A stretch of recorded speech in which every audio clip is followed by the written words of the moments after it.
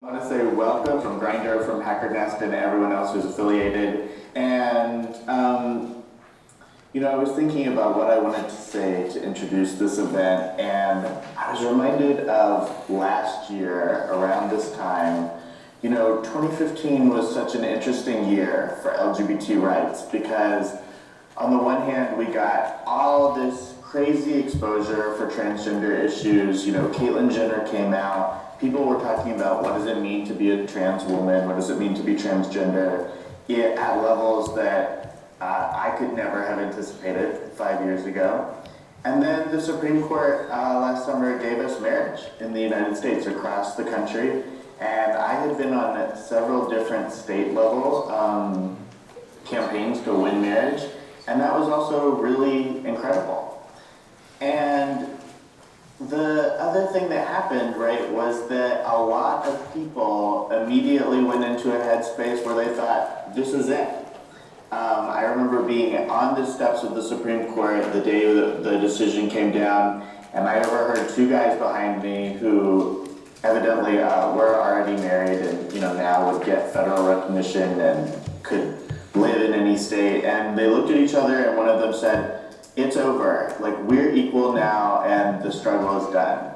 And for someone like me who's been doing this LGBT advocacy work for 10 years, I just, it was all I could do to not walk right over to them and talk about everything that's left to do. To talk about the fact that most of the country still had completely legal employment discrimination, that trans people are still homeless at a level of 1 in 5.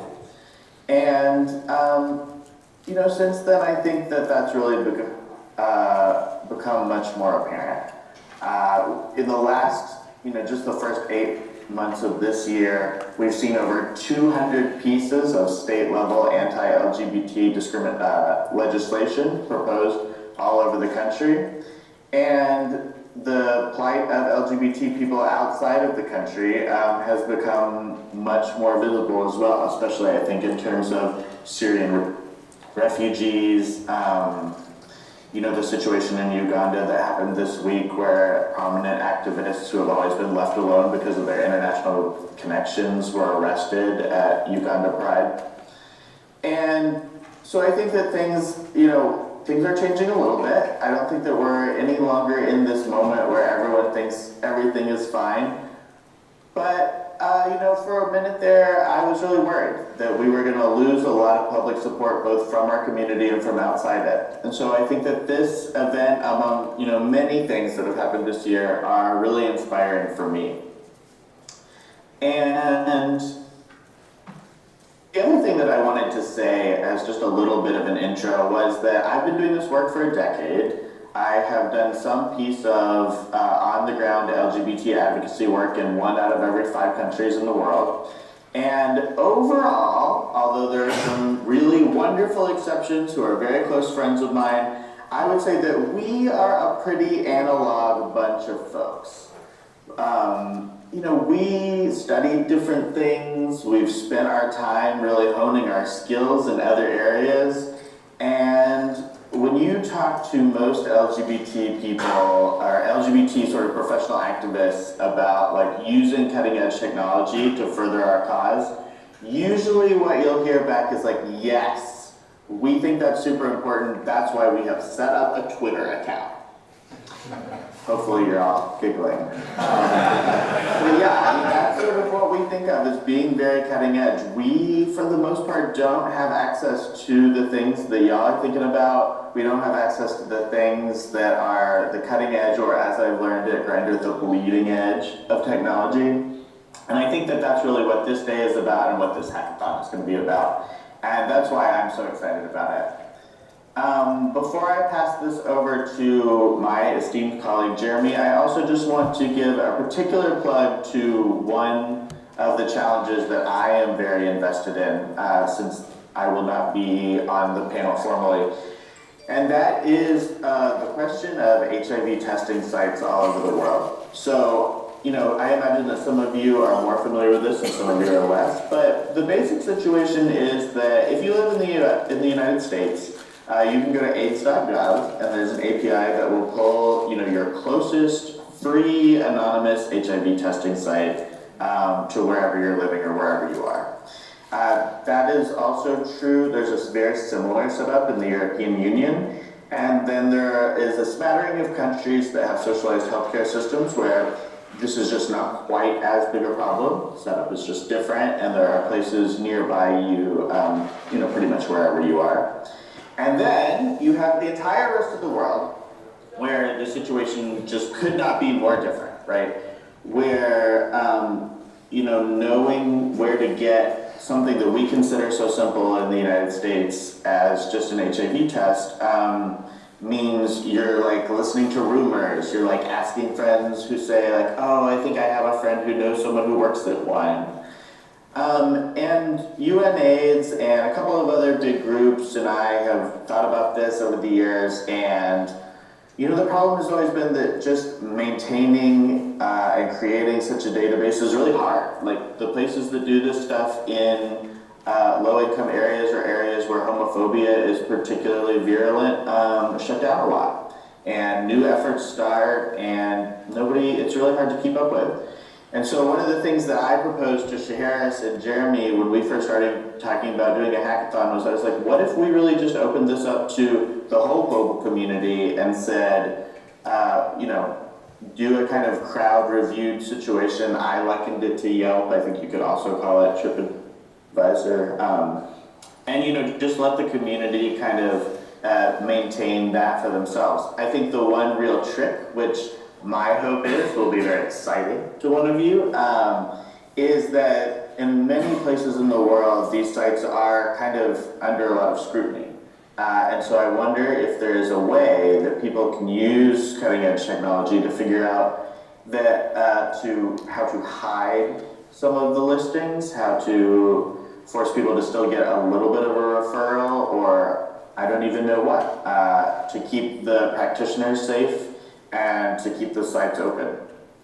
So that is my tiny bit of a pitch, and this is my welcome. I hope that you all, after today, will feel inspired to go out and to help us really work on these LGBT issues, both health and political and safety. And thank you so much for coming.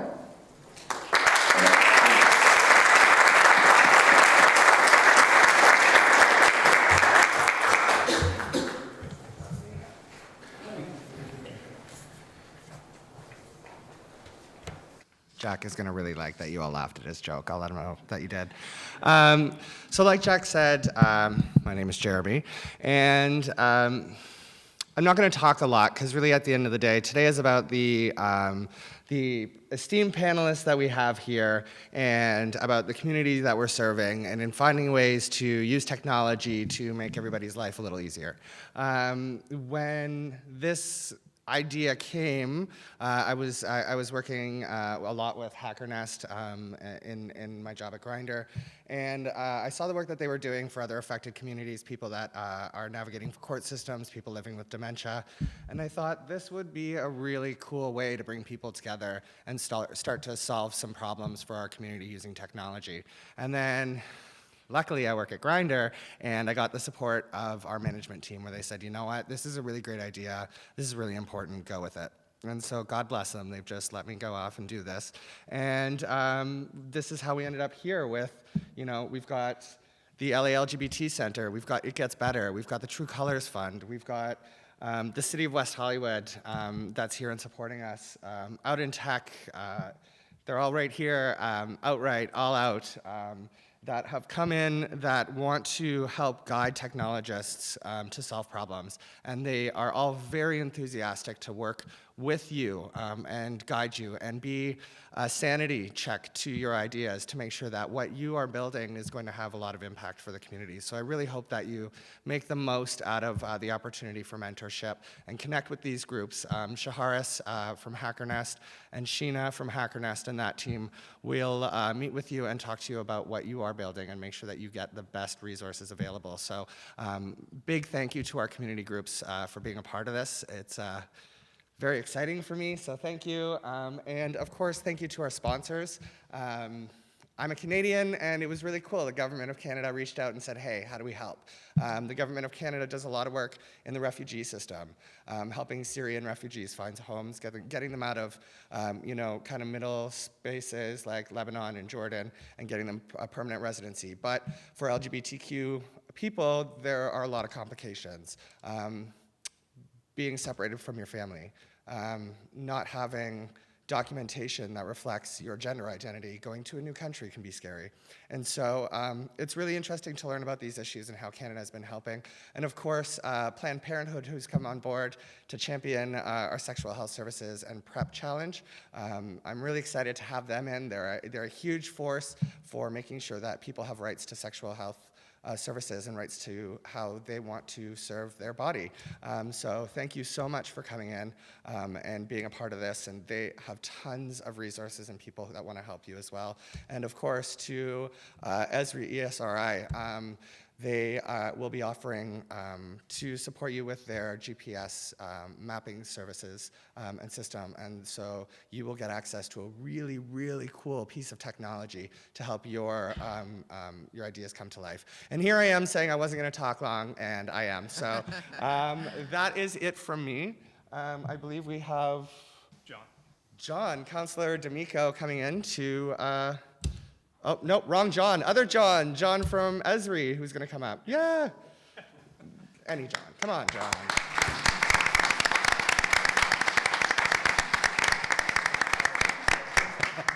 Sorry to steal your thunder. Yeah, I was going to make sure that that guy knew that everybody did laugh at the Twitter joke. So, hi, just to let you know, my name is John Yaist, and I work with Esri, a GIS company that is out in Redlands, about 65 miles from here, and we got connected to this event through our relationship with Hack for LA and our involvement in civic technology hackathon. So my job title is technology evangelist, and Jeremy said I had to say I was the Tammy Faye Baker of Esri. So here I am to give you my best Tammy Faye, right? So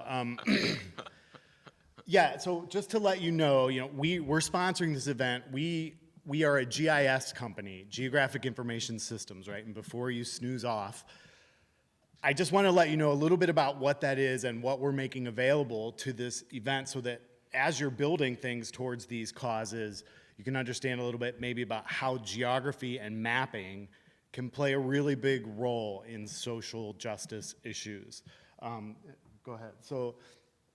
Yeah, like just in a nutshell, what GIS is it is a way to take data, store it, overlay it, layer upon layer, and with the goal being, and really what can happen is you can expose relationships between variables that you just may not know are related. When you're looking at data about poverty, homelessness, health, when you interlay that and intersect it with all different kinds of data in a spatial manner, there are patterns that get revealed in relationships that just aren't readily available through charts and graphs.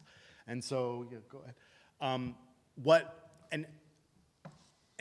Esri, the acronym stands for Environmental Systems Research Institute. The company was founded in the spirit of making software available for environmental causes. So social justice, and social issues are a big part of what our software is used to map out. And again, look at and examine the relationships between different variables that go into developing technology solutions or at least tools to aid in some of these issues that our panel is going to talk about. So go ahead. And one thing I just want to let you know, in addition to the data sources that Hack for Equality is making available, I wanted to draw your attention to the City of Los Angeles GeoHub. There is a wealth of data out there already that you, as technologists, can get access to and plug into technologies that can render that data on maps. Like, you don't have to worry about building this data. There are tons of data sources out there where you can use this with the platform we're making available to overlay and do these exposures of these relationships between these variables. So this website, geohub.lacity.org, there's a wealth of data out there. The promise zones that are mentioned as part of this event, There's data about the Los Angeles Promise Zone in this hub. So take a look at that as you're looking at trying to think about what technologies you want to do and how you want to address these issues of the themes of this event. Go ahead. And there is a website that I want you to take a look at too called opendata.arcgis.com. There are thousands and thousands of data sets about everything you can think of under the sun on this, that authoritative organizations have made available and already done the work of including not just the geography of the data, but information about it that you can combine with data you make and you have, and look at some of the patterns that can be exposed through maps. And we are here, we're gonna be involved throughout the whole 6 weeks of this event, and we are here to mentor you and show you how you can do this in a reasonable time frame. You do not have to be an expert geographer or scientist to make some maps that can have some impact. So last slide is, this is where our developer portal, developers.arcgis.com. Anyone can go out and sign up for a free account here, which will give you access to all our free resources that anyone has access to, but there are a bunch of premium resources that you will gain access to through this account that will help you in your quest to use technology to address these themes.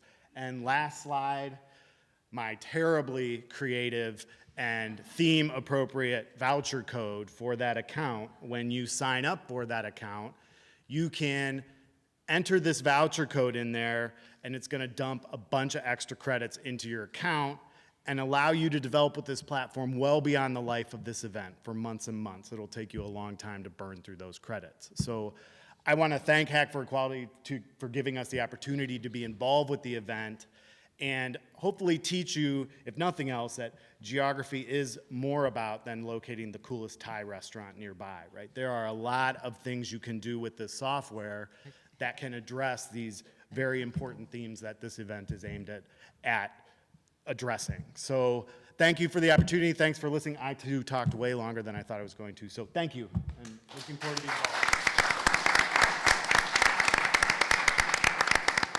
Thank you, John. Now, I know that you're all probably wondering about pricing and stuff for this, and we do have really good prizes, cash prizes, investment, VC time, but one of them that I'd like to highlight is that any team that makes the best use out of this software will win an additional $500. So just something to consider if you want to go sign up, use that equal code.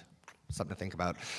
So we are here in the City of West Hollywood's council chambers. Thank you to our city council. They have been so generous to support us in this event, giving us space, allowing people to park, you know, spreading the word. So I wanted to give you a few minutes to come up here and say whatever you'd like to say.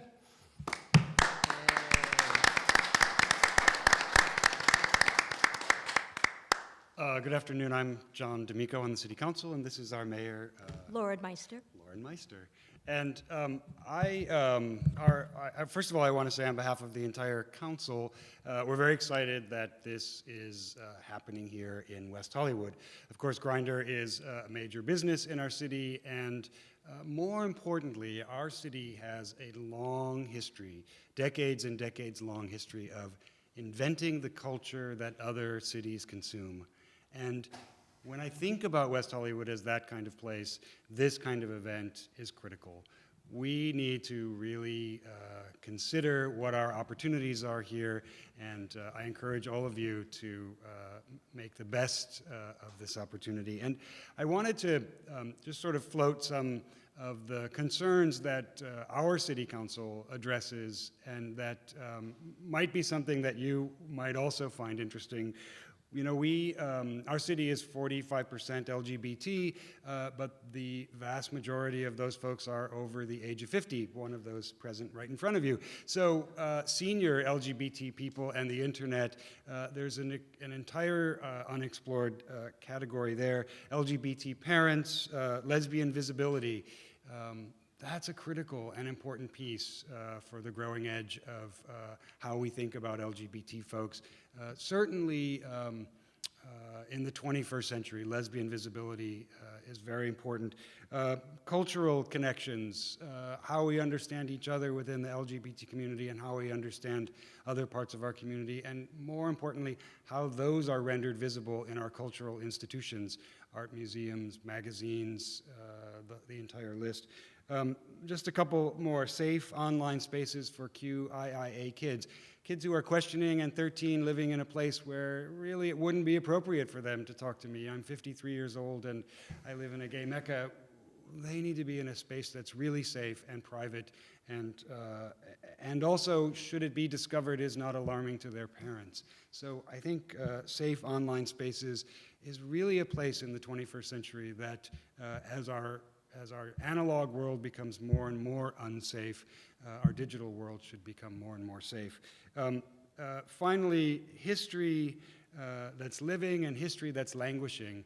How many times have we found out that, oh my gosh, I never heard of that person, and they made these incredible things happen in 1927 or 1842, and this is what is really critical about the internet, is it can bring to the surface things that 25 years ago might take an entire 3-year graduate degree in order to discover 6 or 8 things about that woman or that man, and now we can find out about them in 6 or 8 clicks. And so the history of LGBT people and how we render that. And finally, and I too am talking too long, and I apologize, and I thank the mayor for listening through this, but I think these 2 final things of education and government, when our government is working and our education system provides actual education, we know, in West Hollywood we know this for sure, in America we know this most of the time, that people are safe.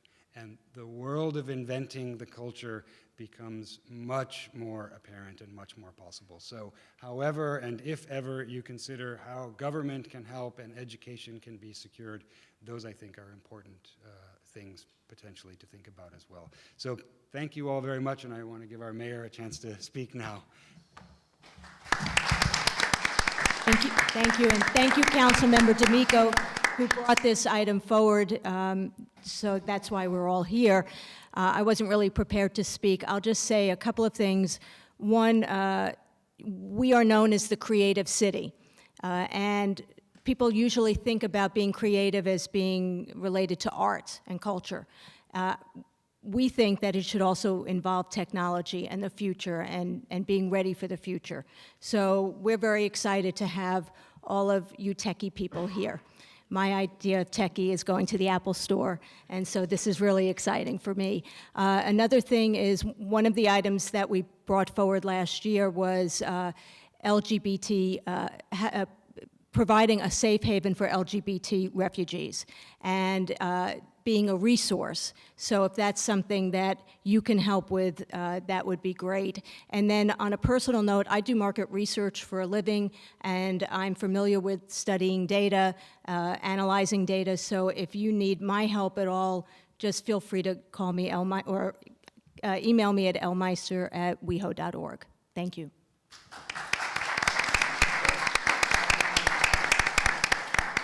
I just want to say, no one is encouraging you to hack Donald Trump's email. So, ladies and gentlemen, you have it. The city is so cool that the mayor is going to help you with your data work if you want. So that offer is out there. I think that's awesome.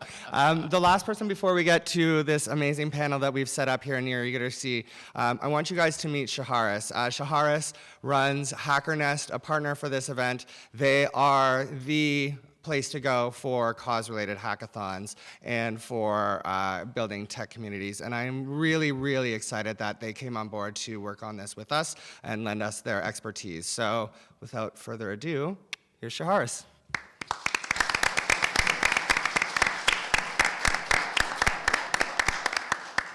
My name is Shaharis, just in case you guys weren't clear. I am the CEO of HackerNest. We're a nonprofit that builds local tech communities around the world. We're in 30 cities, 14 countries, 5 continents, and counting. We like to run events that show the world what good can come from the tech community. And we are super proud, I'm going for the obvious joke, but we're super proud to be partnered with Grindr on this epic, very meaningful event. Hack for Equality is a huge step forward for the world, and it demonstrates that it is absolutely prime time for us to stand up for our friends and take a stance on equality and justice. I'd like to take this moment to give props to Jeremy Forshu from Grindr right here. Without this gentleman,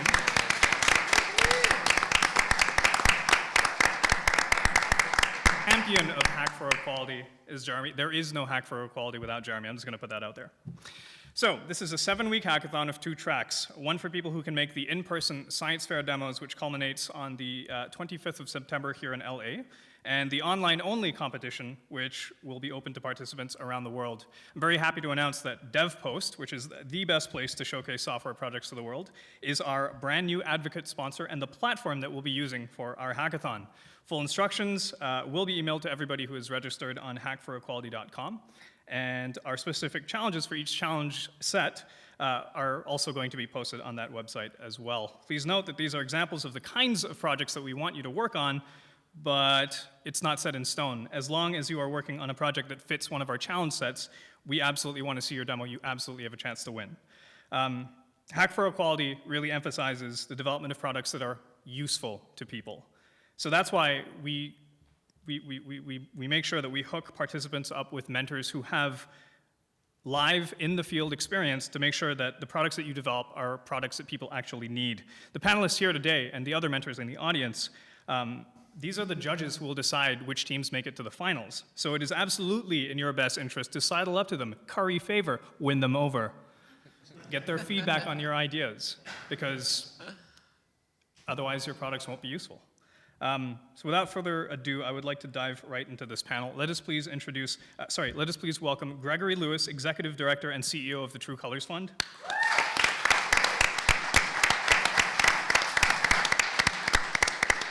Flores, who is a health education specialist with the LA LGBT Center.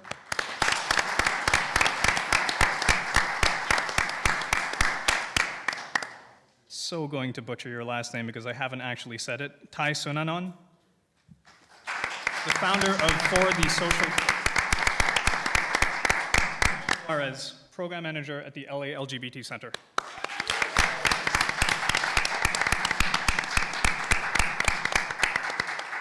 Panelists, and we will start with David. You have 5 minutes each to give participants an idea of your experience, background, motivations, and insights. Please tell them a little bit about the work that you do, the demographics that you serve, and what you hope Hack for Equality will have in terms of outcomes. I didn't know I was going to speak today, no. So I'm David Flores again. I'm a health education specialist for the Los Angeles LGBT Center. Most of my work is concentrated on doing a lot of outreach to communities of color, specifically Latinos and Black MSM. So I'm only going to be able to speak really on a local level, not so much a global level, but I think a lot of the issues and concerns definitely can apply globally. I think the 2 challenges that I think we see with our constituents or our communities are lack of routine, whether it be routine or / adherence, routine to accessing sexual health, and then adherence, of course, with, since we're speaking on PrEP, a lot of the concerns are whether or not these individuals are going to be able to adhere to the daily medication that PrEP consists of. And then also knowledge or / awareness, the knowledge about where they could access sexual health, where they could access PrEP, what providers are competent in actually speaking to the issues, specifically about LGBTQ issues, sexual health issues, and awareness of, as well of what types of sexual health they should be accessing, what types of tests they should be asking for when they're visiting their providers. A lot of people don't know that a routine sexual health screening for LGBT folks, specifically MSM or men who have sex with men, should consist of urine samples, it should consist of rectal swabs, it should consist of throat swabs. And when you visit a lot of these providers, they're not very competent. They're not really aware of running those tests, which test for gonorrhea, chlamydia, and then blood, as well as blood draws for syphilis and HIV. So again, I think those two challenge sets are very important. I think when trying to develop, trying to gather information that will be accessible to these individuals when they are on their apps or when they are using technology, so that they're better able to go out and search for those competent providers, and also know that they'll be able to take on a regimen that they're not necessarily used to, which again, it's adhering to PrEP. Yeah, that's what I do. Excellent.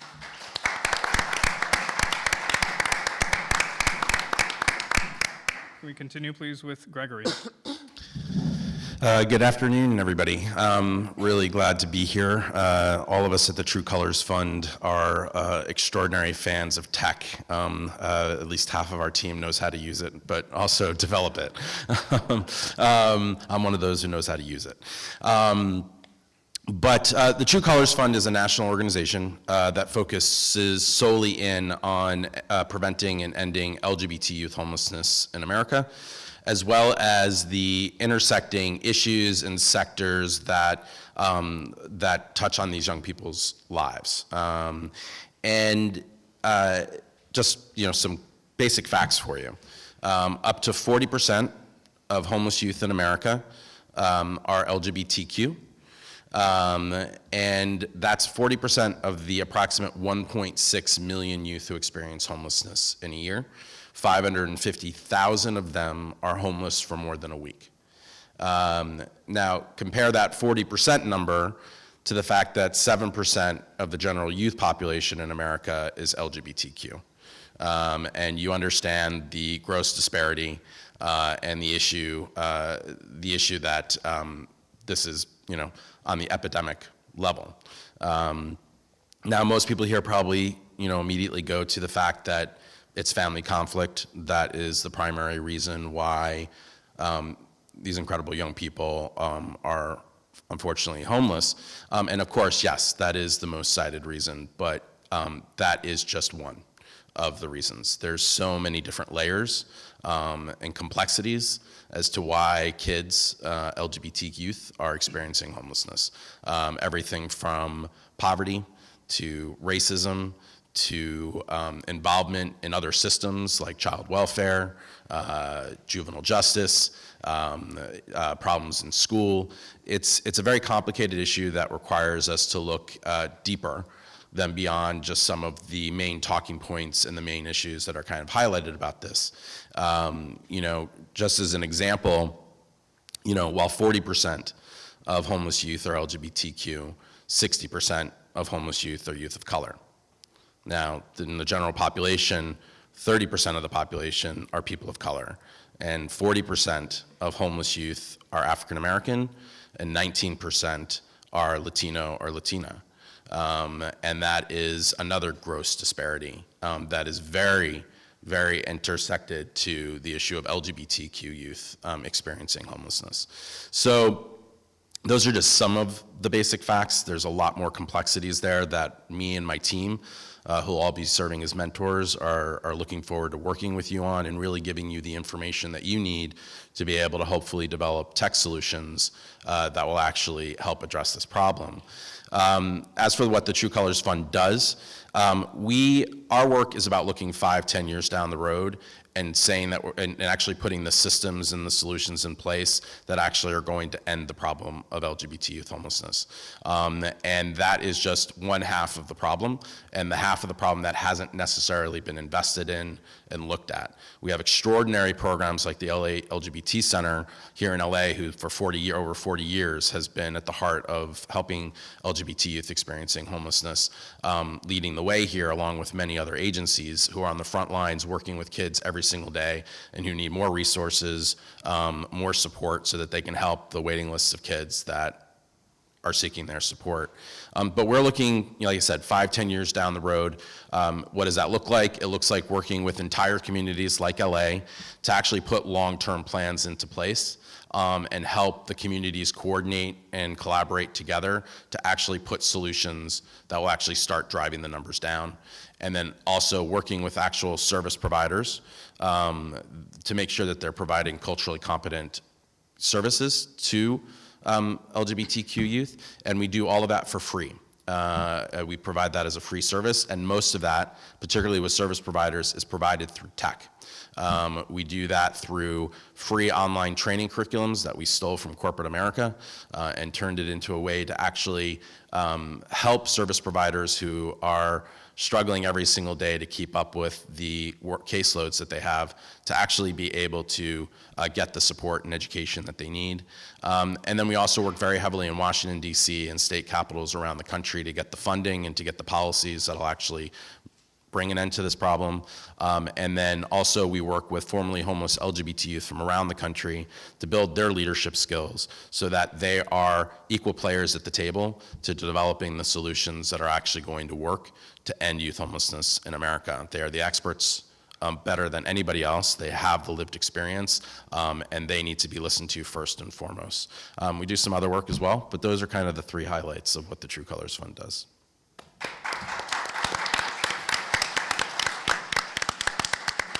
Gregory, let me put you on the spot a little bit, and Sure. could I ask you to elaborate a bit about the project that you're working on with the Opportunity Project in the White House? Sure. So the Opportunity Project at the White House is this extraordinary project about collecting all these data sets that can help tech provide solutions to things, to social issues like youth homelessness. So for us, we are, and we'll get into this probably, I think, the second question, but I'm sure most of you in this room are thinking, what can I develop to help LGBT youth experiencing homelessness? And you're probably thinking an app to connect them to resources. And I'm sure that's what you got, but a lot of you have it going around in your brain. And I'll just say to you that that's being done by many people, including the True Colors Fund. We're working with a lot of communities around the country, have developed their own apps that are based locally to keep kids connected and to help them get connected to resources, and more communities are starting to develop their own. Ours is a national one that's fed primarily from our True Inclusion Directory, which is the largest online database of inclusive homeless youth programs. Most LGBT youth get their support from non-LGBT specific programs.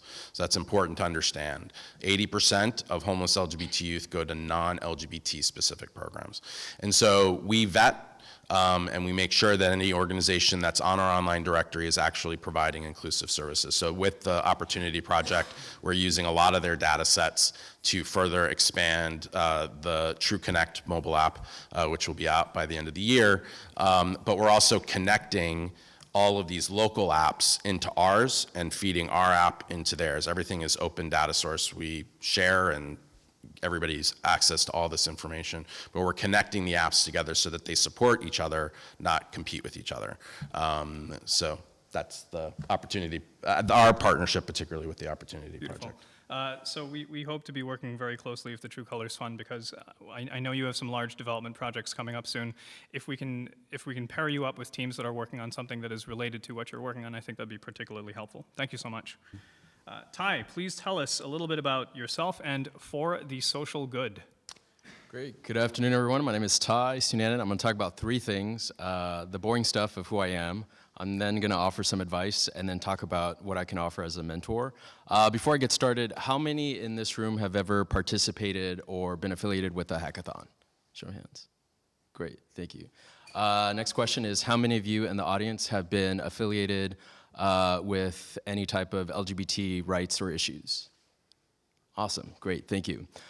So the boring stuff. I have two companies now. One is called For the Social Good. It's an incubator for socially conscious startups here in West Hollywood.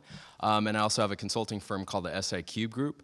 And we do capacity building for existing organizations. And let me tell you a little bit about how we came into fruition, because it gives you a sense of who I am. Again, this is the boring stuff. Next week, I celebrate 21 years of being a social entrepreneur in this sector. I actually started my career 21 years ago, launching a homeless shelter in Pasadena for LGBT youth. And over the years, I've noticed a couple of themes with respects to how we support minority groups, LGBT groups, et cetera. And I'm going to give that portion when I talk about advice. But noticed a couple of themes, and then went into academia. So I taught at Harvard for 6 years, and Berkeley, American University, Tel Aviv, Vienna, in Bangkok, and in the Philippines. So in my travels, I got to do social justice work while doing academic work in the field, especially with respects to LGBT rights and advocacy. And then all that led me to realize, well, I don't need to start another startup in this space. There are so many existing entities. The best that I could do is build capacity in those who are already in the field, right? Those who are already doing the hard and true work out there. So we've helped so far a little over 100 companies in just the past couple of years. We build capacity in a number of ways. Legislative capacity, public policy capacity, leaders to connect with one another in the field, because it's very lonely out there sometimes when you're doing this work.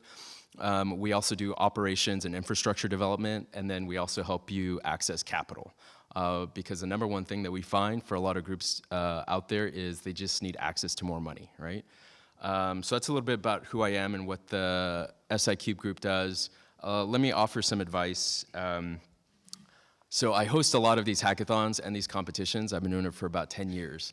And Gregory touched on one of the themes that I think is important, which is, first and foremost, the biggest thing I tell a lot of my graduate students and people who participate in these things, and I'm sure you've heard it before, but let me just say for anyone out there that's trying to build some type of a platform or use some type of open source data to create something amazing to change the lives of people, I want everyone to know that there's a difference between a technical problem and an adaptive solution.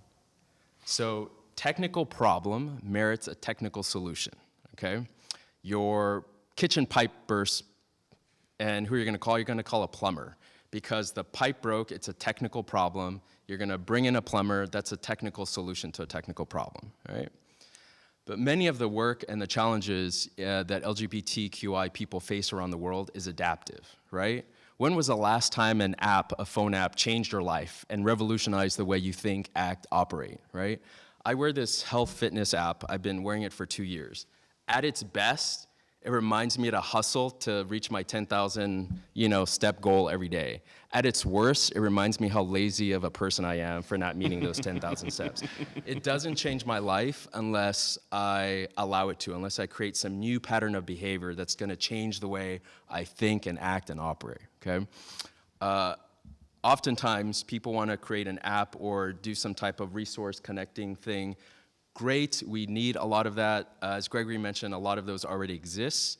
But what I want to say is some of the challenges that I've seen in the 47 countries I've been to with respect to LGBT rights is it's a heart issue, it's an adaptive issue, it's a mindset issue, right?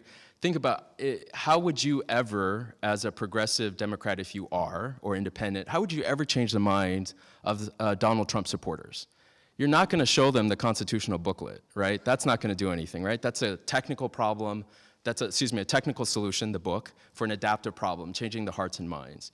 And all too often in these countries, my second advice is, you've gotta understand the context in which you're operating, even if it's in your own backyard, right? Like a lot of people don't even realize here in the States, we have employee discrimination that still exists against LGBT people. Imagine being in Tunisia, in Syria, and in Laos, and in Vietnam, where it's 10 times worse, right? So you gotta know the context and know that there is no technical platform that's gonna really change how culture, society, how history, how politics, how geography has shaped the way these people act and operate. The other two pieces of advice is to know what's out there. So my go-to resource for international anything on LGBT rights is Amnesty International, is the International Lesbian, Gay, Transgender, Intersex Association, IGLA, that's been around since 1978, and the Outright Action International. The last piece I'm going to say before I jump to like what I could offer as a mentor is one thing I encourage everyone to think about is how your idea or platform has some risks associated with it, right? And then how there could potentially be negative ramifications. What does that mean? That means, let's say your platform launches, your app launches, whatever it is, okay? Think about sort of the negative impacts that might have, some of the risks that might be associated with it, if it's successful, if it's not successful, if you have to pull out, if there's not enough funds and the whole thing has to close, right? Because at the end of the day, we're dealing with the lives of people who could really benefit from it, and so we also don't want to give false hope. The last thing I'm going to say is sort of as a mentor, the two things I could really offer is, one, I'll be your greatest cheerleader, all right? You will have more access to me than the minimum 3 hours that was asked. But along with that, I'm also going to be your greatest critiquer, right? You need a critical thought partner who understands sort of the landscape internationally, who can give you access to resources when it makes sense and when it's appropriate. And I'll be your best thought partner on this process. There is one thing I wanted to say with respects to some of the challenges that exist out there that I know we'll get to in the Q&A part of this. But the piece that's adaptive, the reason why I mentioned the technical versus adaptive is because I've been following the refugee crisis for several years now. On average in Syria, 42,500 individuals are leaving their country daily. That's greater than the population of the city of West Hollywood. There are a total of 19.5 million refugees around the world that are being displaced. 19.5 million, just to put it into context, is greater than the population of 49 US states, okay? So again, when we think about some type of a technology platform, at its best, you can connect individuals to resources and whatnot. And yet the challenge is, how do we change legislation? How do we change the cultural, the political ethos? You know, how do we stop and mitigate trafficking of human persons? You know, how do we protect the rights of women and children? So there's a lot there that I could spend all afternoon talking about, but I'll just leave it at that, and I'm really excited to be supporting you folks.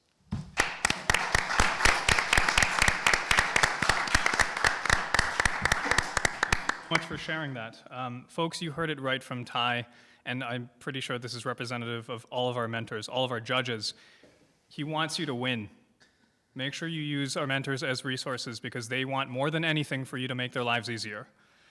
Last and not least, let us please go to Drian. Please talk about yourself. Hi, everyone. So my name is Drian Juarez, and I work for the Los Angeles LGBT Center, where I manage the Transgender Economic Empowerment Project. And I love what John D'Amico said about the city of West Hollywood inventing the culture that other cities consume, because that's really the case here. TEEP, is what we call it for short, is the first trans employment program funded in the city of Los Angeles or in the county of Los Angeles, and now it's the longest running. Since then, we've worked with close to 1,000 employers on cultural competency, and that often is the case for trans people looking for work when employers and other people don't understand what trans is, what transitioning on the job looks like. And so a lot of the work that I do is working with community, helping them figure out what is your first step towards economic health. Some of our clients or some of our community members are ready for that job. But oftentimes what we're dealing with as well is the trauma that we experience as trans people, as trans children, that often follow us throughout our entire lives. So I'll sort of go backwards and tell you a little bit about my history and how I started doing this work, and how really, you know, I think my story unfortunately, is a lot of the stories of our community members. For me, I immigrated to the States when I was about 5 years old, and I was a gender variant child at a time where that term didn't even exist. And so for me, it was a lot of bullying that I had to deal with, not only from students, but also from teachers. And the thing that was lacking for me that is different today is the access to resources. So there was no Google, there was no website that I could go to. There wasn't even the language there to discuss my identity or what I was feeling. And that, unfortunately, put me at a disadvantage, as it does for so many trans people, that then we don't fit in. We don't see ourselves. We don't see people who look like us. We don't have mentors. And so we're put at a disadvantage when we're in school because we don't see people who are like us. We don't feel included. We feel like outsiders. And unfortunately, that doesn't change until we connect to information, to community. And for me, that was in my 20s. That's when I started meeting other LGBT people and realizing that there was a community to who I was, to what I was experiencing. And around that same time, I started looking into what is this identity that I'm having, what are these feelings, and realized that there was a whole history to my experience, to being trans. And it was a revelation to learn that trans people have contributed to our history, that trans people were the ones who threw the first Molotov cocktail that started this revolution, that trans people are really opening up people's ideas about identity and what being a human being is and how diverse that experience is. So trans people are contributing a lot to society and opening up our understanding of identity in whole new ways. But oftentimes we grow up in environments where we don't see how much we contribute to society.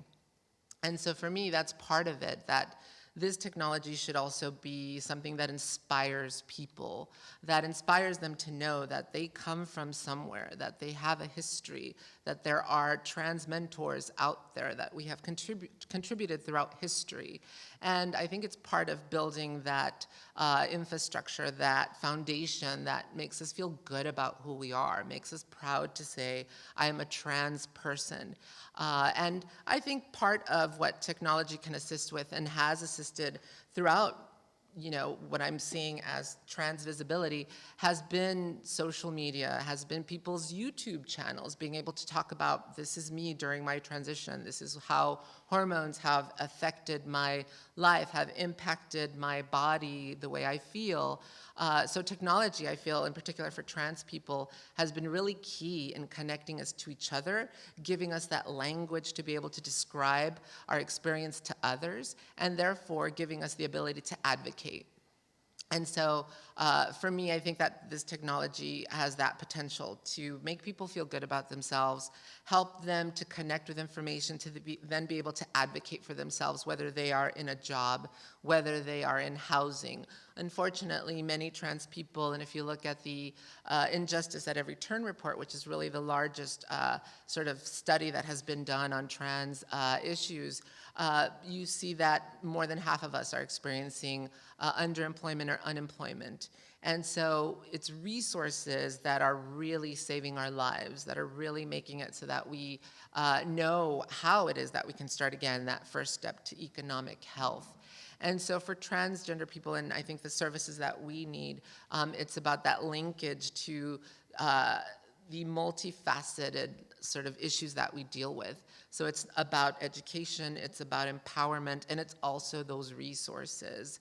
And I think cultural competency is huge with our communities, especially as the information evolves rapidly. If you look at Generation Z, 13 to 20-year-olds, they're using gender-neutral language. They're using they/them pronouns. They are taking on trans-flexible, hetero-flexible, demisexual identities.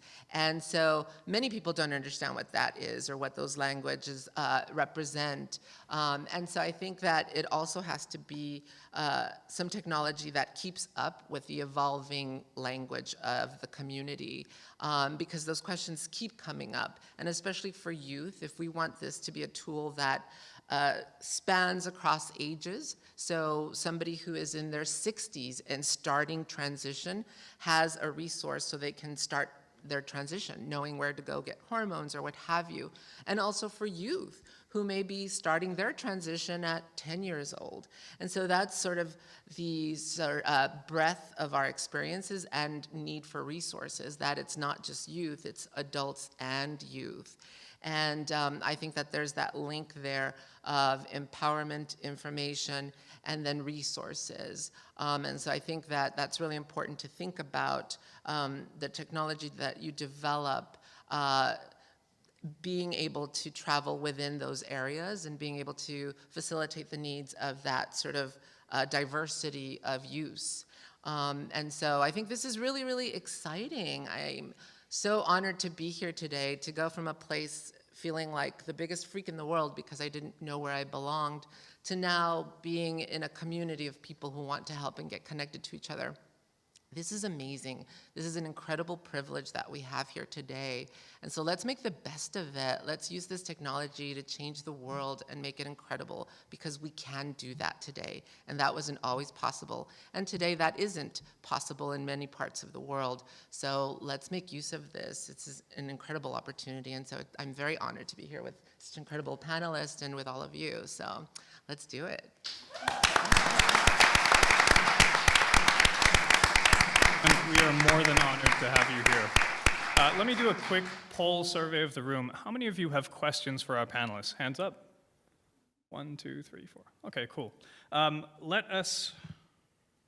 right, so I'm gonna ask 2 more questions and then we'll go to Q&A from the audience. Folks, can you please give me 2 challenges that you need to have solved? One that would help the demographic that you are servicing, and one that would help the organization that is servicing that demographic, i.e. your teams. Can we please start with David? That was me. I think one of the challenges that I think would help our community would be just knowing, being aware of what they're at risk for. A lot of people don't have that knowledge of the different types of STDs that are out there and how they could be treated, if they could be treated, and where to access those treatments, especially in medical deserts or communities that don't necessarily have, they might have a clinic that only provides services for a specific demographic, and the providers there are not knowledgeable about LGBTQ issues or sexual health.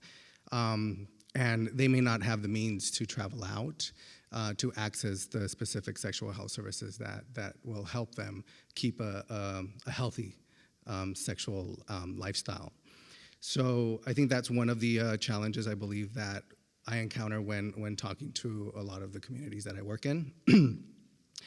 And I think that kind of, I'm not sure if I have an answer for the second question, but because I think that just providing these individuals with those resources will help us as providers really kind of level down or bring down the numbers of, or instances of STDs that are out there. In LA County, I think we joke about this, we're the #1, not necessarily an accolade we'd like to talk about, but we're #1 in syphilis cases. So really helping us identify those individuals would be kind of a mixed bag here, both providing those resources to the communities so that way we could identify and provide treatment and start working towards reducing those instances of STDs and HIV specifically too. Perfect, thank you very much. Gregory. So before I give you two challenges, this is kind of an overarching challenge. I would strongly encourage you as you're developing whatever idea you have to always keep the most marginalized population at the forefront of what you're attempting to do. Because if whatever you develop speaks to the most marginalized, particularly LGBTQ youth overall are viewed as marginalized, but there's populations within that population that are much more marginalized than others.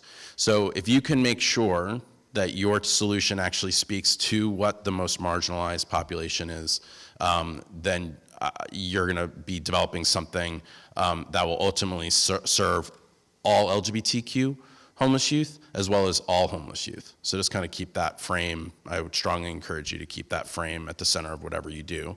So I'm going to give you two challenges. One that's more on the immediate aspect of dealing with the crisis at hand, kids who are currently homeless and need support, and then a challenge that is more about the long-term aspect of actually bringing an end to youth homelessness overall. So I mentioned to you that many people are already looking at how do we actually get kids connected to resources, not only shelter and longer term housing programs and counseling, even restrooms to, where can they plug in their cell phones to recharge, but taking that one step further, how do we keep young people connected to the services they've already engaged with? In particular, many kids get support from multiple agencies in communities that have multiple agencies. And how do you help those young people stay connected to the services, to the supports that they have using technology? 68% of youth experiencing homelessness have cell phones. 89% of homeless youth access the internet at least once a week. So they're using the internet. For many young people, their cell phones are the lifelines to finding the next place to sleep, and a whole other, many other aspects of their lives, keeping themselves safe.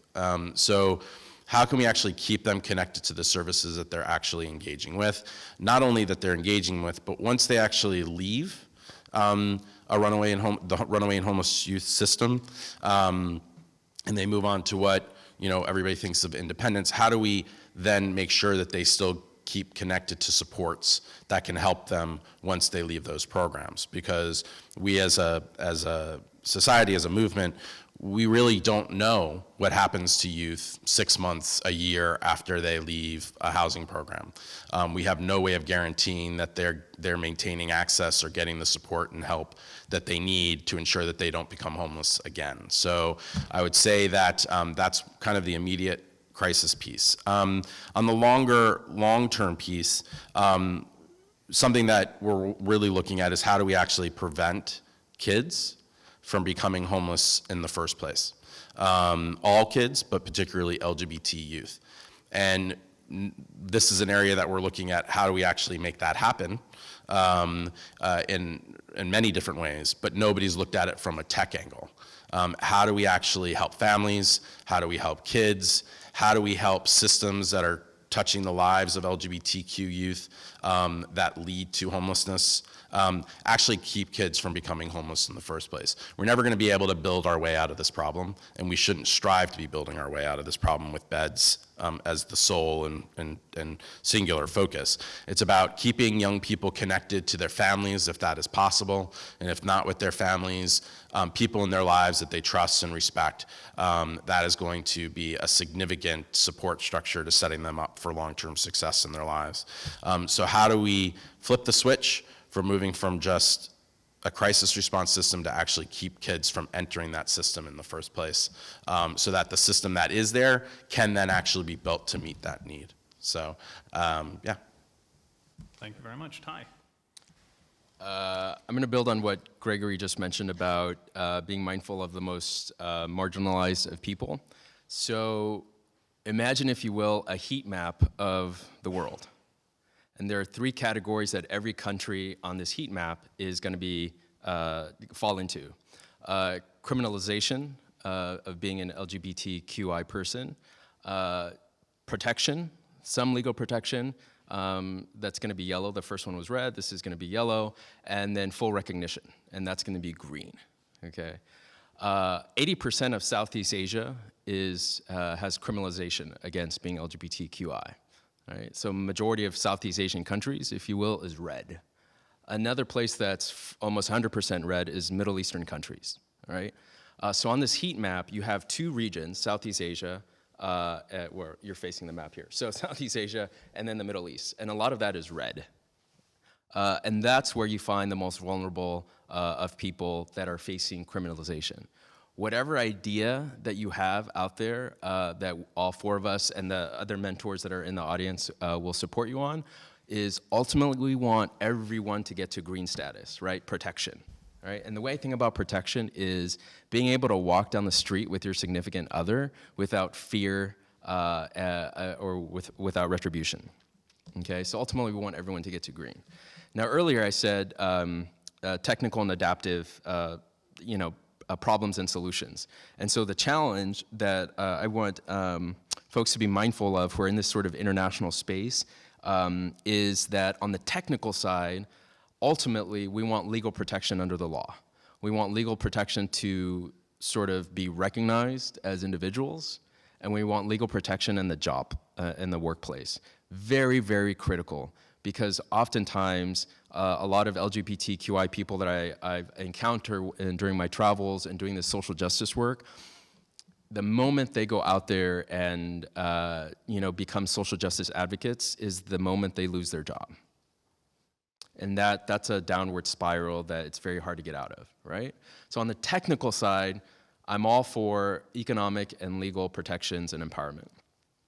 On the adaptive side, the biggest challenge, if we could get solved, would be a game changer. This hackathon is not gonna do it, but it could certainly be part of one of the modalities that hopefully gets to it, is lifting the veil of ignorance, of hate, of cultural institutions that have been on and existing for centuries upon centuries upon centuries. You know, how do you get rid of a caste system in Bangladesh and in Pakistan? And how do you sort of change religious views and fervor in the heat map area that's all red, which is very real and exists? And then how do you change the mindset of corruption in countries, right? That's the adaptive piece. I do find that, and I'm finding now, is one of the ways we can change the hearts and minds of people is through the influence of leaders in countries. So for example, the fact that President Obama is the first president to mention trans in any one of his speeches is huge. The fact that the Pope has come out and used the term gay, lesbian, transgender in his speeches is huge. The fact that we have CEOs, American CEOs, who won't do business in states like South Carolina because there's prejudice there is huge. If you are living here in the US, the one way to do it is practice by influencing your city council members. I know because we have our mayor and city council member here, and they know that I reach out to them when I need help or I want to influence sort of our collective thinking for the better, right? So that's one way to practice it, is to meet with your elected officials to make sure that they're the voice for you and your concerns. For those who are listening on this live or over some live feed, my encouragement is this: make sure that you're part of a network, that you're not doing this alone, because it's very lonely at the top and you can feel very siloed. When I was in the southern Philippines in 2007, building out a social justice network, even though we had connections here in the States, even though half my team was here in the States, every day it felt like being on my own island, you know, going at this alone. So I can't even imagine what it's like for a social justice advocate there doing this day in and day out. The other piece of this that I want to say in terms of the adaptive is we need to make sure that LGBTQI people are in positions of power and influence, right? We need to enable each other to be the CEOs, to be heads of companies. That could provide, going back to the technical piece, that could provide the job protections on behalf of their employees. And before I end, before I forget and before I end, I want to make sure that people who are watching this live are like, oh, how do we get in contact with you? This is my personal email address. It is tai@si3group.org. tai@si3group.org. Don't hesitate to reach out so I can connect you to some resources that are out there. Thank you. Thank you.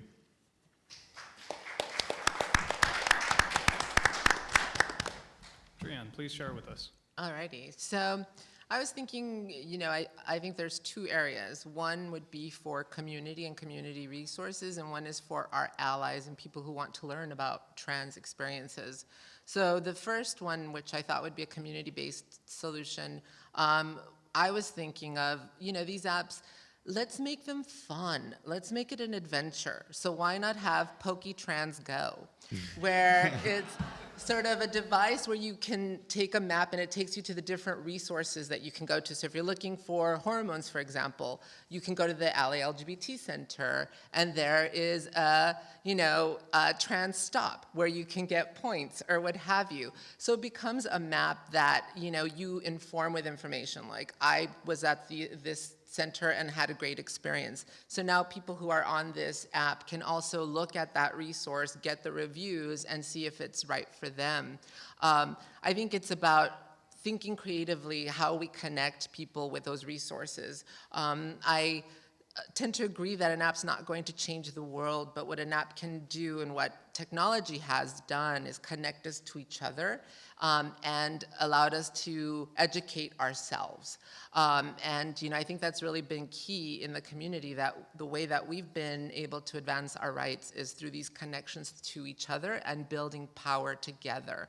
And so I think that, it's important for people to learn about the landscape. And especially a city like Los Angeles, we have a lot of transplants who are coming from other states where they can't get access to hormones, where they can't change their identity documents, where they can't even get a job. And so coming to a city like LA, they don't know the landscape. They don't know where to go. And so they're not connected to those resources. And so an app would absolutely help individuals who are new to LA, who are just learning about these resources, or even who are starting their transition for the first time. And I think an app-based technology is really, really important, because what I see with a lot of my clients, they're in that demographic that's making $24,000 a year or less. And so for them, they may not have a computer. They may not even have internet access at home, but they have a smartphone and they can get onto Facebook, they can get onto Instagram. So let's make it that type of a technology where it's that easy to download an app, where you don't necessarily need to have a computer, but you can have it all on your phone that links you to all of these different resources, technologies, and community. And so I think that's a fun way of connecting us to each other and to these resources, and also being able to review those resources. So it's not about like a Yelp thing where you go to a restaurant and then you look it up on a different app, but rather it's all housed in one. And I think that what I was thinking about in terms of educating the greater population would be a trans champion app. That's what I'm labeling it. And this would be an app for our allies. So my child has just come out as trans. I don't know what any of that means. Oh, there's this app that I can download that tells me, that gives me a trans 101. What is the difference between gender identity and sexual orientation? And takes me through sort of a history of trans experiences, and also what transition looks like for somebody who's trans male identified, trans female identified, and what is gender queer. So what is this evolution of identity? So it's keeping up on the information on the terms. What is gender neutral pronouns? It'd be great to have sort of a Trans 101 app that gives you the basics, but also takes it to the next level and does a Trans 102 that talks about the evolution of our identities, that talks about and prepares people for gender non-conforming identities, for people who are saying, today I may be masculine, tomorrow I may be feminine, and the day after that I may be neither of those things. And that is the future. The future is fluid. So let's prepare people for what identity is going to look like very, very soon. And so for me, I think that would be key. One that is specific to community and getting them connected to resources and each other. And a second one that's really for our allies and anybody else who wants to learn about what trans is and how that is continuing to evolve. And so for me, those are the two seeds that I really wanted to plant today. Perfect. Thank you. Folks, can we get a hand?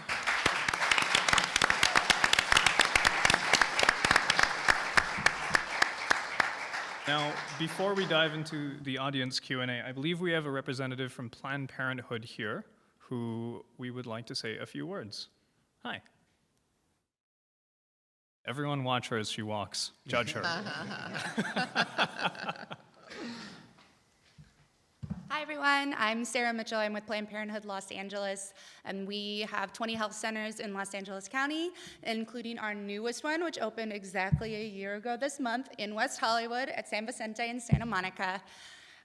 We are extraordinarily lucky to be in LA County. You know, we have our colleagues in other states where they're struggling to keep their doors open because of states that are passing really dangerous and unfair regulations that shut them down. And so we're just so excited that we have the support of just the city of West Hollywood and the LA LGBT Center, who's one of our biggest partners. And just wanted to, in the spirit of this, say that while we're trying to go into a digital world, there's one analog thing that's important, and that's condoms. And we have tons of those in the back, so please come grab condoms. We take walk-ins and appointments at our health center. We started PEP and PrEP services a month ago at this health center, and we're hoping to roll it out to all 20. And I was looking through our old annual report and was excited to see that last year we provided 55,000 HIV tests. So HIV treatment and prevention is really important to us, and being able to be a compassionate and understanding healthcare provider for the LGBT community is really important to us. So anything we can do to help you and be a better partner for you and the community, and we're just really happy to be a partner. Thank you so Thank much. you.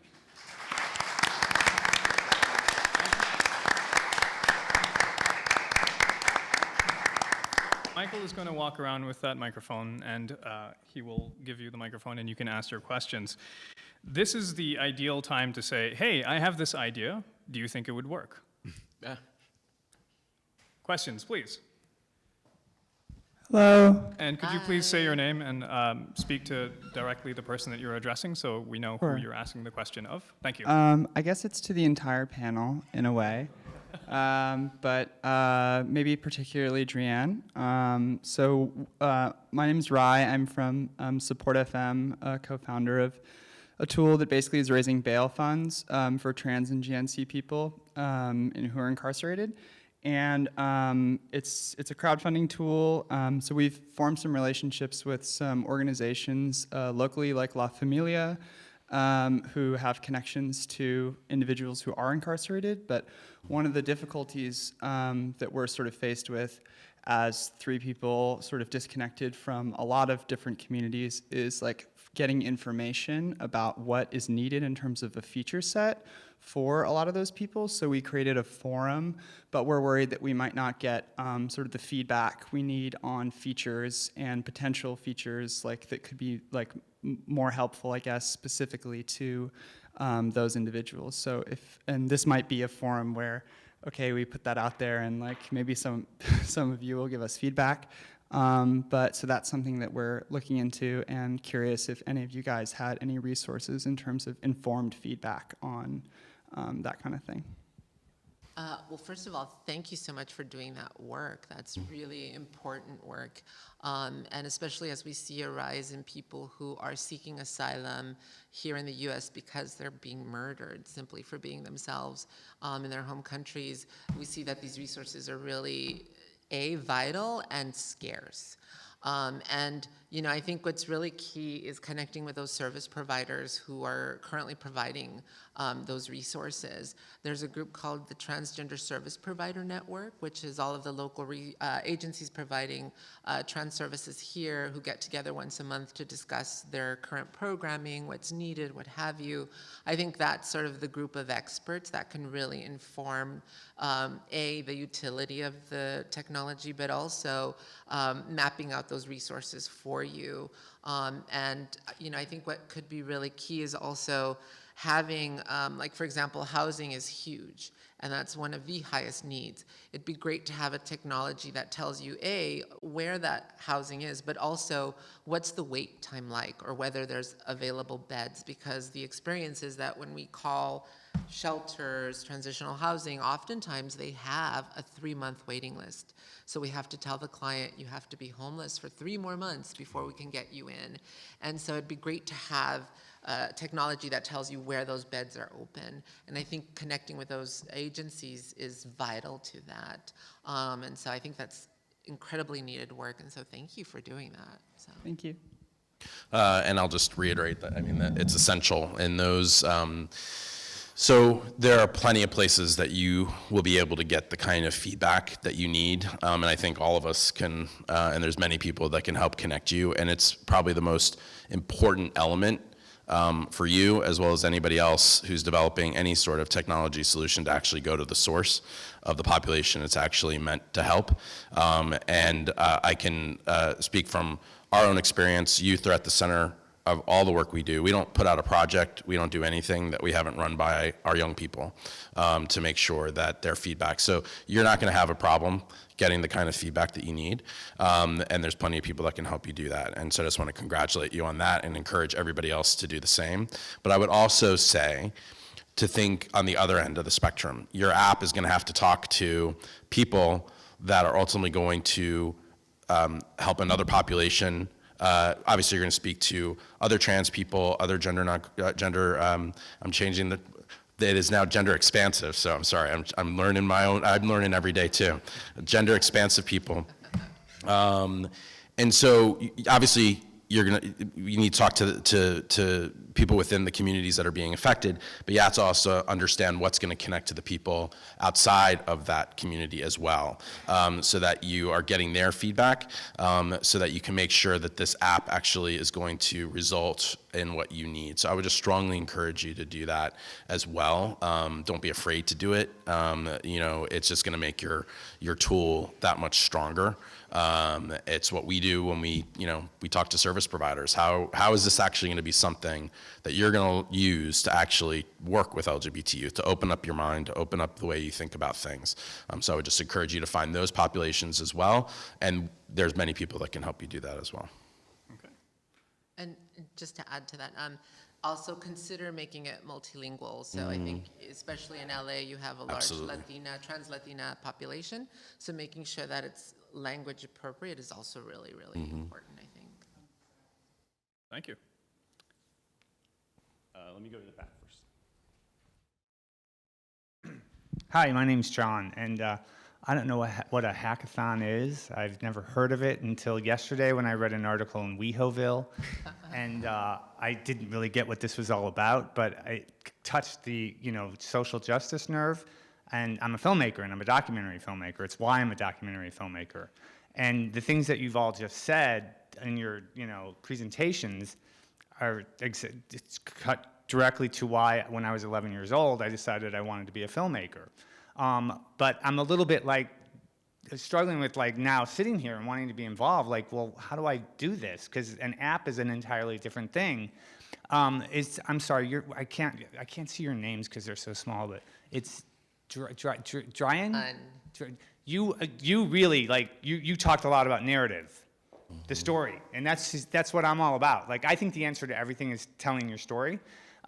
So I appreciated that, and so that kind of gave me an insight. But I was wondering what kind of advice you would have for somebody like me, who's invested in the sort of overarching mission, but doesn't really have an obvious way into what you're doing, so that I could become a part of this. Well, I can answer that really quickly. You're at there will be a team matching event immediately after this panel.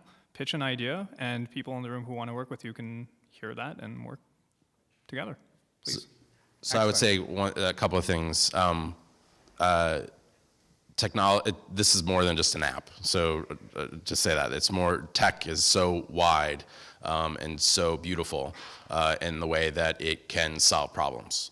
So I would say, don't think just app as a hackathon. It's much larger, much bigger. And I would say that multimedia plays a significant role in telling people's narratives, telling the stories that are going to open up people's minds and hearts and open themselves up to learn something new. It's what we actually do through tech. As an example, we have a free online training platform that we provide to any service provider across the country. But the trainings are actually all multimedia.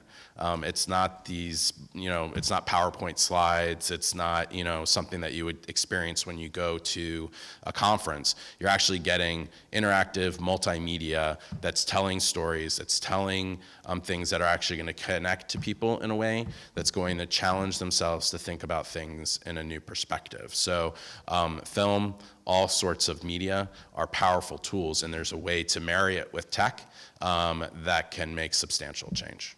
So Thank you. Actually, you said to pitch an idea. Sitting here, I was curious, your name is, it's Gregory, right? Yes. So I was thinking, what about like an Airbnb app for these homeless kids to match them up with people like me who actually have space and will, even if it's their sofa, so many of them couch surf anyway. Yeah. So what I would say to you is that there's a cautionary tale there. I'm fully aware of that. So there actually is a service model out there in the world called host homes. That does exactly that, but it makes sure that the people who are providing the space and the young people are supported, and that the people who are providing the space in their home go through the training and the support that they need, just like a foster parent would do for a child. It's the same kind of support structure that's provided to the family, and then also the young person, and then the young person through those host home programs are then connected to the social services that they still need, like counseling and educational and employment supports and life skills and all of that. It is a beautiful model. It's actually a model that works in many cities around this country. It's a growing model that particularly has been successful for LGBTQ youth, because also you're able to put an LGBTQ young person in a most likely LGBTQ home, or obviously a very supportive ally home. So it also helps to reaffirm and address, provide a safe haven for kids who have faced so much rejection, whether from family or society. But I would say the essential piece there is you have to make sure it's a safe environment for the young person. So there does require a barrier there to make sure that kids are being put in a safe environment. I just want to quickly chime in that to answer your first question of how you can get involved. Show of hands, how many of you in the audience could benefit from a filmmaker supporting the work that you're doing? Right? So that's the person to talk to, and those are the people who raise their hands. The adaptive piece that I mentioned earlier, and I keep coming back to it, but I think of organizations like Pivot TV and Cause Media, and how they all started because they wanted to bring awareness. In Pivot TV's case, it was the environment. And now it's sort of branched on to other issues, social justice issues. So oftentimes when someone's in the comfort of their own homes and they're watching a film or some clip or something, that begins the conversation they need to start having those difficult conversations about, their own ways of thinking and operating, so. And I was just going to add that, I think that especially as a cis white person, that you should definitely create a space for others to have their voices heard. I think oftentimes what happens, and what I'm cautious of, is people who come in and say, oh, we find you people fascinating, and we want to showcase. It shouldn't come from that sort of angle. It should be, I'm a part of this community, how can I help? So I think checking your privilege is also really, really important when doing this work, and also making sure that you're culturally competent. If you're not aware of gender-neutral pronouns, if you're not familiar with gender nonconforming identities, I think that needs to start first before you come in contact with community. Because if you are not trans-identified and you start using the wrong language or making the wrong assumption about people's identity, then you're going to start burning bridges. And so I think being culturally aware yourself is paramount to starting the work off right. I think that the idea of a couch surfing, or there is a trans housing website where you can also post if you have a couch or a room that's available. So there is something kind of like that in existence. But I thought that would be, important to be aware of. Excellent. And I just want to say, as a cisgender white person, I really appreciate you raising that. So, I think it's actually a really important thing. I do this work every single day. As I say, I'm a professional gay. I've been a professional gay for almost 20 years, and I've dedicated my life to this, but I still learn something new, and I have to challenge myself every single day to look at these issues in a new perspective. And I have certain identities that have disenfranchised me from society, but I've also had many privileges in my life that have afforded me more access and more supports in my life than other people have. So whenever we're doing anything, whenever I'm doing anything, and my team is doing anything, I always think, okay, it's my responsibility as somebody who has had privilege to support those who don't have those privileges, and to try to understand those who are more marginalized than I am, and have the empathy, because I know what it's like to be marginalized. And then on the flip side, to challenge those who are even more privileged than I am, to stand up for those and support those who are more marginalized than them. So I just would put that out there. It's been a frame that I've used that's helped me be able to do my work better every single day. It's what my team keeps at the center of what we do every single day, so that anything we develop, anything that we do, will speak to, like I said earlier, the most marginalized populations that we serve. So. Great. Show of hands, how many questions for our panelists still up? 1, 2, 3, 4, 5. Okay. Another show of hands, who here is pitching an idea for the team matching session?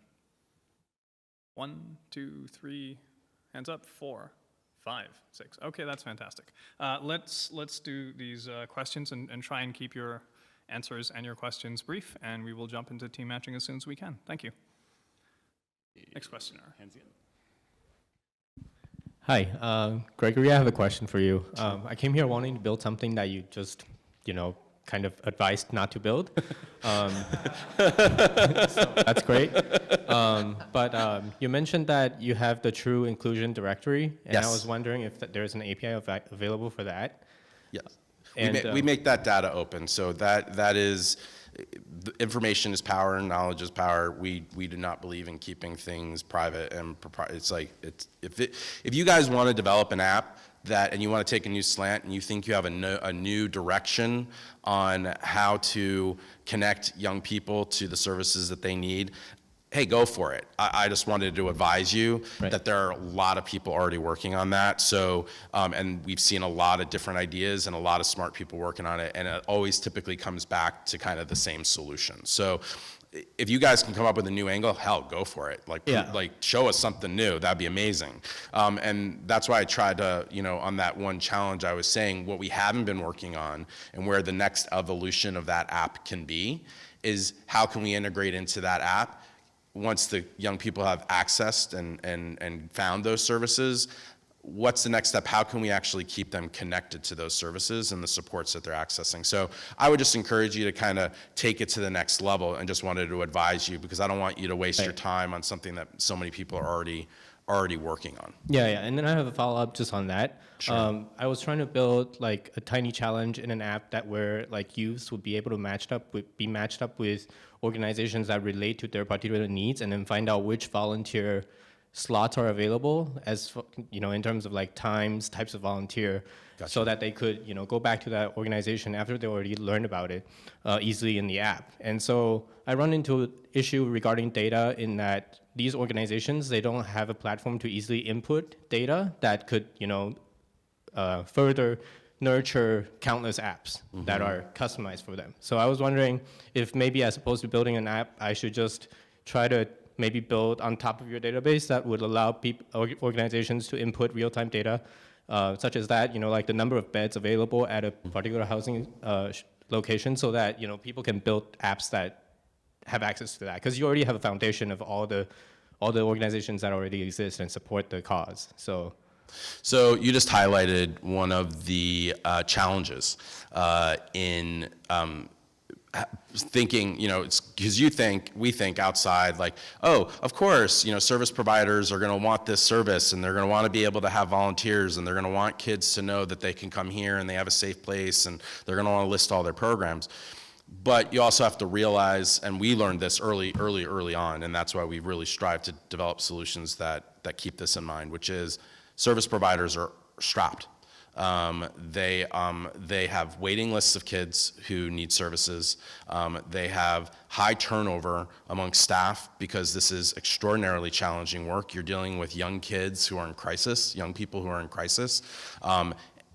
And so it's a very challenging job to do. So there's turnover, they don't have the resources.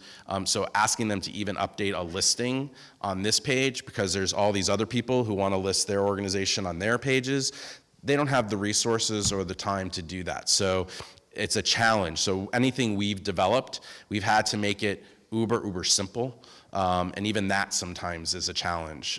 So what I would say is, if you're thinking about that, think about integrating, as you kind of talked about a little bit, into existing systems that are already out there. Don't create a whole new thing that they're then going to have to update.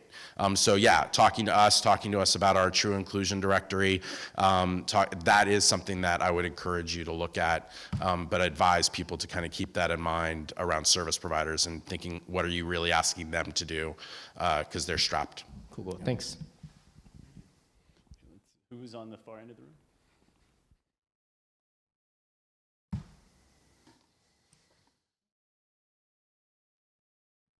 Hi, Sada. I wasn't going to speak, but I did want to bring up virtual reality as a really great, innovative way to communicate through tech. I happen to be working with the True Colors Fund on a video for the last year as a great way to create empathy, to inspire empathy, and to kind of walk in someone's shoes, or at least be in the room during a very, very intensely, emotionally, mentally, and sometimes physically violent experience, which of course has to be viewed in a responsible environment that doesn't just leave people hanging. So I just wanted to bring up virtual reality as an option, I think, an idea.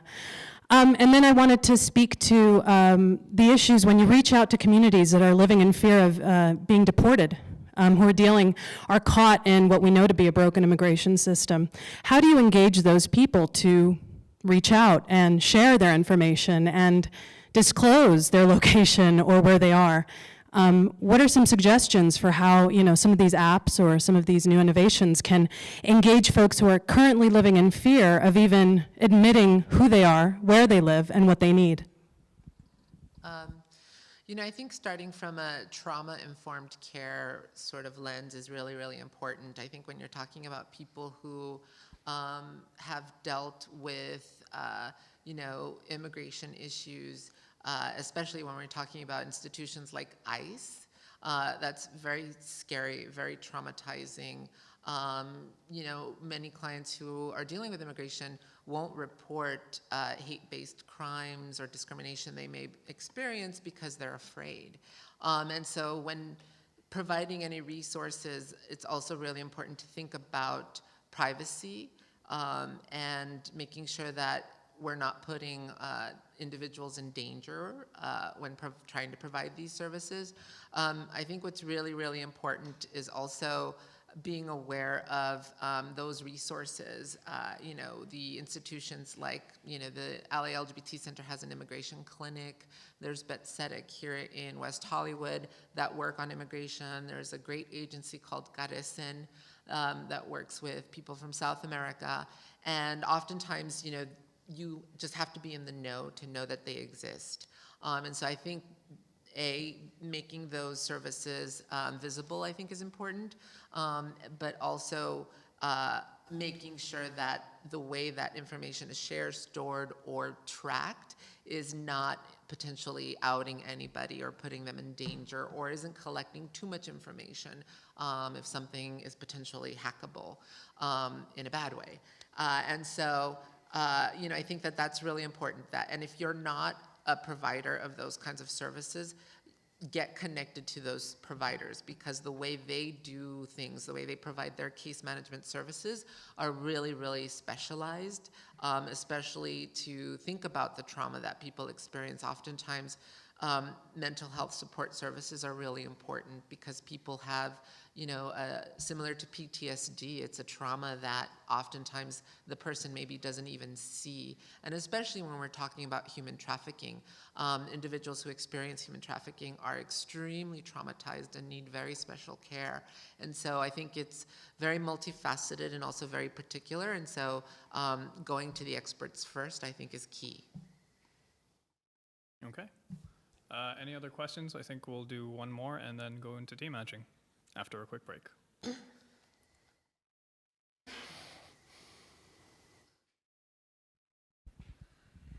Hi, thank you all for your presentations. My name's James. I'd like to direct this question to David and Ty, if I could. So regarding the, I think you kind of alluded to an app, David, a little bit that would be helpful to the LGBT Center and the community you're servicing in general regarding sexual health services and PrEP. And looking at an adaptive solution, I think also from a global perspective, when you were sharing your discussion about the heat map, Ty.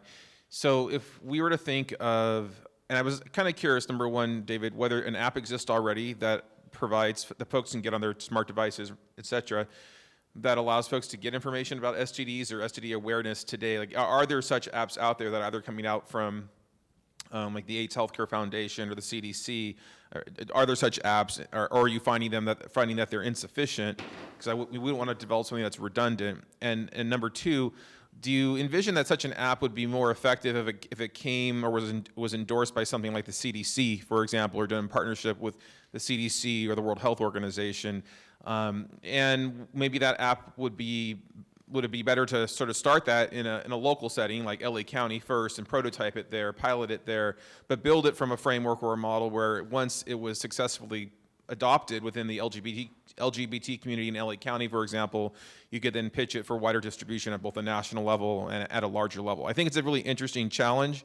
I think that there's a great opportunity there to build a flexible app that could be life-changing and could provide a very useful service both for people who are trying to seek preventative health care resources and also people who maybe have gone through something traumatic like a rape and they need immediate access to resources. So an app that could provide service in that fashion, both locally and internationally, I think would be really interesting. But I'm also curious whether these apps already are out there or are just insufficient, and what your experiences have been along visibility to those apps, not just here in the US, but internationally. Well, I think those websites and apps are definitely available and accessible. It's a matter of people actually feeling that sexual health is a priority. Unfortunately, a lot of people don't think that it's a priority. So finding out a way of like having keywords, something that could trigger information being released to these individuals that may not necessarily be seeking sexual health as their priority kind of service at that moment. And again, making information, translating information is very important as well. A lot of people don't necessarily understand the language, not only English, but also when translated, medical language. That lingo is not necessarily something that a lot of people are going to understand. So it's a matter of really being able to have language that's going to connect them to those services. But again, I think it's a routine that individuals aren't necessarily accustomed to, that I think apps would somehow be able to, if triggered, or if something is, let's say if they're accessing Grindr, if they're accessing something related to sexual health, that data is pushed or information is pushed so that they're in one way or another aware that maybe sexual health services should be something that they should be accessing. I'm not sure if that answers your question. And including PrEP. PrEP, unfortunately, there's not much, there's a lot of information out there about PrEP, but a lot of communities are not getting that information. So it's just being able to push kind of that information when people aren't necessarily seeking it at first. That may be helpful to putting at the forefront for people to seek those services. Is it your impression that there was like a generic service that could be consumed by social media apps like Grindr, Scruff, et cetera, that there would be receptivity to making that type of service visible within their apps, or do they think they would feel that would be intrusive to their user communities from what the feedback that you've shared with us? That's actually something that I was thinking about before, because you wouldn't want someone assuming that you need a service when you're not necessarily thinking about it. I don't know, honestly. I actually, Raul Quintero, he's from JWCH, he's in the back. He also works with me on our PrEP work group, Los Angeles County PrEP and PEP work group. He might have a little bit more of an answer to that. He's back there if he wants to respond to that question. Raul, is that okay? Yeah, sure. So going back to your question, in regards to these apps, let me answer the question, do these apps already exist? CDC has Every Dose Every Day, which helps people maintain adherence to their medications. There's Healthvana, where people can go and access their